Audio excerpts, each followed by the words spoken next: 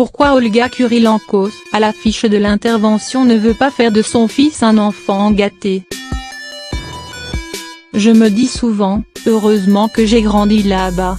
Les difficultés que j'ai eues m'ont beaucoup appris, je peux prendre beaucoup sur moi, je suis une survivante, je ne suis pas une chocotte. C'est en tout cas ce qu'on me dit de moi. À l'affiche de l'intervention de Fred Grivois, l'ex-mannequin et ex-Jam Bong Girl Olga Kurilenko se souvient des rudes conditions de vie qu'elle a connues en Ukraine où elle a grandi.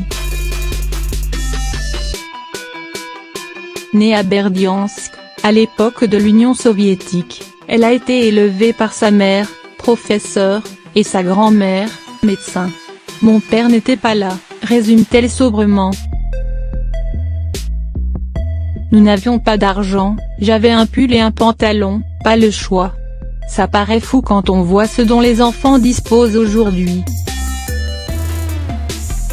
Elle avoue être parfois agacée par les comportements d'enfants gâtés qu'elle peut constater autour d'elle. Certains de mes amis me racontent que leurs enfants ne veulent pas mettre tel ou tel vêtement, parce que ce n'est pas joli. Moi, je n'avais pas le choix, il n'y avait pas de caprice possible. Maman d'un petit Alexandre, 3 ans, fruit de son union avec le comédien Max Benitz dont elle est aujourd'hui séparée, elle confie d'ailleurs qu'elle tente de lui transmettre ce sens des réalités, j'essaie évidemment de ne pas le traumatiser.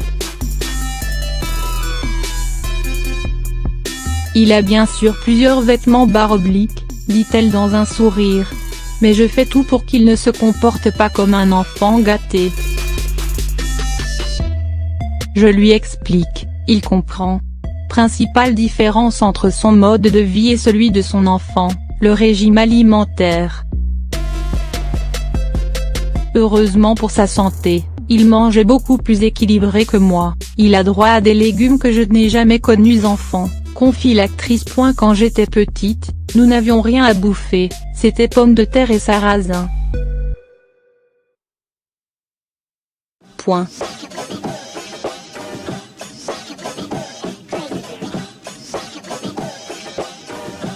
Pas étonnant qu'Olga, habituée aux films musclés, accepte le terme de survivante.